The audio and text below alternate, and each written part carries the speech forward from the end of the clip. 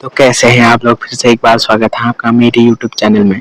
तो गाइस आज हम जानने वाले हैं मौलिक अधिकार, जो एक ऐसा टॉपिक है जहां हर एक एग्जाम में इससे क्वेश्चन बनता है और एग्जाम की दृष्टि से भी वैसे भी हम लोगों को इसके बारे में पता होना चाहिए। तो चलिए इसे शुरू करते हैं। पहले हम जानेंगे मौलिक अधिकार का अर्थ। वे अधिकार जो व्यक्ति के जीवन के लिए मौलिक और अनिवार्य होने के कारण संविधान द्वारा नागरिकों को प्रदान किए जाते हैं और जिन अधिकारों में राज्य द्वारा भी हस्तक्षेप नहीं किया जा सकता है। गाइस के मौलिक अधिकारों में राज्य द्वारा भी हस्तक्षेप नहीं किया जा सकता है। मौलिक अधिकारों का अर्थ जानने के बाद हम मौलिक अधिकार कितने प्रकार के होते हैं इसे शुरू करते हैं। मौलिक अधिकार 6 प्रकार के होते हैं। समानता का अधिकार, स्वतंत्रता का अधिकार, शोषण के विरुद्ध अधिकार, धार्मिक स्वतंत्रता का अधिकार, सांस्कृतिक और शैक्षणिक अधिकार, संवैधानिक उपचारों का अधिकार।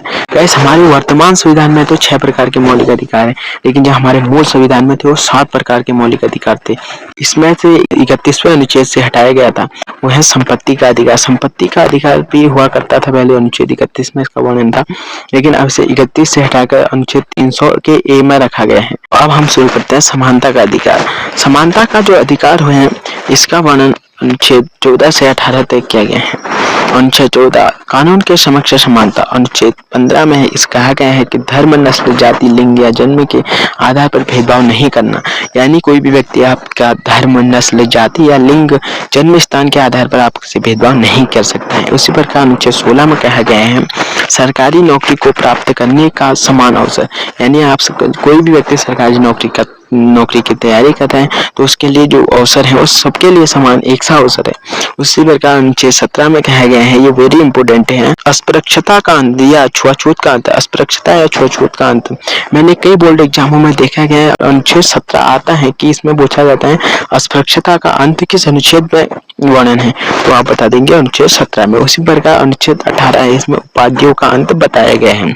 उसी प्रकार समानता का जो हमारा अधिकार है उसका वर्णन 14 से 18 तक किया गया है। दूसरा हमारा स्वतंत्रता का अधिकार। स्वतंत्रता का जो अधिकार है इसका वर्णन हमारा 19 से 22 के बीच में किया गया है। स्वतंत्रता का अधिकार, समानता का अधिकार था हमारा 14 से 18 था, लेकिन जो स्वतंत्रता का अधिकार है वो 19 से 22 तक है। अनुच्छेद 19 में यह 6 प्रकार की स्वतंत्रताओं का वर्णन किया गया है, जो इस प्रकार है।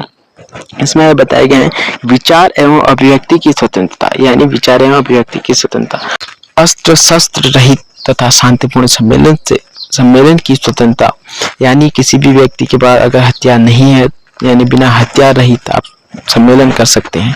समुदाय और संघ बनाने की स्वतंत्रता, भारत के किसी क्षेत्र में घूमने की स्वतंत्रता, भारत के किसी भी क्षेत्र में रहने या निवास करने की स्वतंत्रता, रहने या निवास एक ही बात है। किसी भी जीविका या रोजगार की स्वतंत्रता, आप किसी भी क्षेत्र में भारत के नागरिक हैं वो किसी भी क्षेत्र में रह सकते हैं, आप सम्मेलन कर सकते हैं, आप भाषण दे सकते हैं, आप घूम सकते हैं, संघ बना सकते हैं और रोजगार कर सकते हैं। ये आपको अनुच्छेद 19 में 6 प्रकार की स्वतंत्रताओं का वर्णन किया गया है।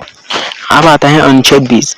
इसमें यह कहा गया है कि अपराधियों के लिए अपराध निर्णय संबंधी की सुरक्षा, यानी अपराधी को किसी ऐसे कानून का उल्लंघन करने पर दंड नहीं दिया जा सकता जो कानून के अपराध करते हुए लागू नहीं हुआ।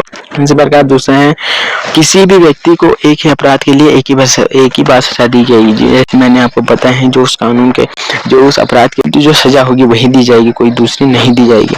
इससे किसी अपराधी को स्वयं के विरुद्ध गवाही देने के लिए विवश नहीं किया जाएगा। इसी प्रकार अनुच्छेद 21 में है जीवन तथा व्यक्तिगत स्वतंत्रता की सुरक्षा। 21 का ए है, ये बहुत इंपॉर्टेंट है। जो 21 का ए है ये बहुत ज्यादा इंपॉर्टेंट है, क्योंकि इसमें क्या गया है शिक्षा के अवसर पर शिक्षा का अधिकार। जो शिक्षा का अधिकार है 86वें संविधान संशोधन 2002 के तहत राज्य 6 से 14 वर्ष के बच्चों के लिए निःशुल्क एवं अनिवार्य शिक्षा का प्रावधान किया गया है। आपसे पूछेगा कि शिक्षा का अधिकार 6 से 14 वर्ष के बच्चों के लिए निःशुल्क अनिवार्य शिक्षा का प्रावधान किस अनुच्छेद में किया गया, आप सीधे बताएंगे अनुच्छेद 21 का ए में। इसी प्रकार अनुच्छेद 22 में बताए गए हैं कुछ अवस्थाओं गिरफ्तारी के विरुद्ध सुरक्षा।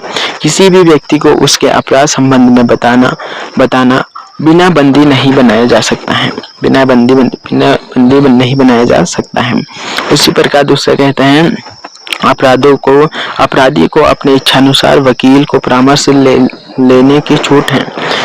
अपराधी दूसरी प्रकार यहाँ पे बताया गया है, अपराधी को कैद करने के बाद 24 घंटे के अंदर किसी भी निकटवर्ती कोर्ट के समक्ष पेश करना होगा। अगर अपराधी को पकड़ा है तो उसे 24 घंटे के अंदर कोर्ट के समक्ष पहुंचाना होगा। लेकिन गाइस इसमें एक चीज की छूट होती है, जो इसमें जैसे अभी कैदी को पकड़ लिया, लेकिन जो गाड़ी हाड़ी का जो समय है उसे नहीं जोड़ा जाता है, यानी परिवहन का समय इसमें नहीं। लेकिन उपरोक्त अधिक शत्रु राष्ट्र के वासियों और निवारिक नजरबंदी के अधीन बंदी बनाए गए लोगों को प्राप्त नहीं है। उसी प्रकार यहाँ निवारिक नजरबंदी, इसका अर्थ है कि किसी भी व्यक्ति अपराध करने से पूर्व बिना किसी न्यायिक प्रक्रिया के ही नजरबंद करना है। इसका उद्देश्य व्यक्ति के अपराध के लिए दंड देना नहीं, वरना अपराध करने से रोकना है, जैसे राष्ट्र की सुरक्षा, आतंकवादी गतिविधियों को रोकना, कल्याण, सार्वजनिक शांति, सम्मेलन आदि है। तीसरा है हमारा शोषण के विरुद्ध अधिकार। तो शोषण के विरुद्ध अधिकार है, इसका वर्णन भारतीय संविधान के अनुच्छेद 23 से 24 तक किया गया है। अनुच्छेद 23 कहता है मानवीय व्यापार का बलपूर्वक मजदूरी का निषेध। अनुच्छेद 24 कहता है कारखानों या बच्चों को लगने की मनाही, यानी अनुच्छेद 24 कहता है जब तक व्यक्ति 18 साल से ऊपर का नहीं है तब तक कारखानों में कार्य नहीं किया जा सकता है, नहीं कर सकता है, क्योंकि हमें 86वें संविधान संशोधन 2002 के तहत यह भी दिया गया है कि जो 6 से 14 वर्ष के बच्चे हैं वो निःशुल्क स्कूल जा सकते हैं। वो कार्य यहाँ अनुच्छेद 24 में बताया गया है, वो कार्य नहीं कर सकते हैं। तो गाइस हमने यहाँ पर 3 मौलिक अधिकारों के बारे में कुछ जानकारी ली। आगे के 3 मौलिक अधिकार हम इसी वीडियो के अगले भाग में देखेंगे। तब तक के लिए जय हिंद, जय भारत।